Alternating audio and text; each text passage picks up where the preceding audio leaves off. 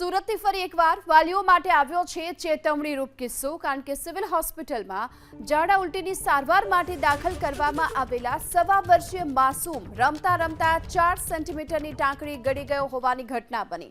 જો કે તુરંત જ માતાને જાણ થતાં તબીબ પાસે દોડી આવ્યા હતા અને એક્સરે કરાવતા આ પિન શ્વાસ નળીમાં ફસાયેલી હોવાનું સામે આવ્યું। આથી તબીબોએ ઓપરેશન હાથ ધર્યું અને શ્વાસ નળીમાં ફસાયેલી આ ટાંકણીને તાત્કાલિક દૂરબીનની મદદથી બહાર કાઢવામાં આવી। સમીર શેખના પુત્ર અફવાનને ઝાડા ઉલટી થતા 2 દિવસથી સિવિલની સ્ટેમ સેલ બિલ્ડિંગમાં સારવાર માટે દાખલ કરવામાં આવ્યો હતો। રવિવારે અન્ય બાળકો સાથે રમતા રમતા તે ટાંકણી ગળી ગયો અને ટાંકણી અણીદાર હોવાને કારણે બાળકોના સ્વાસ્થ્ય પર જોખમ ઊભું થયું હતું। ત્યારે ઈએનટી વિભાગના નિષ્ણાંતોએ 1.5 કલાકની જટિલ સર્જરી બાદ આ ટાંકણીને સફળતાપૂર્વક બહાર કાઢી લેતા માસૂમનો જીવ બચી ગયો હતો।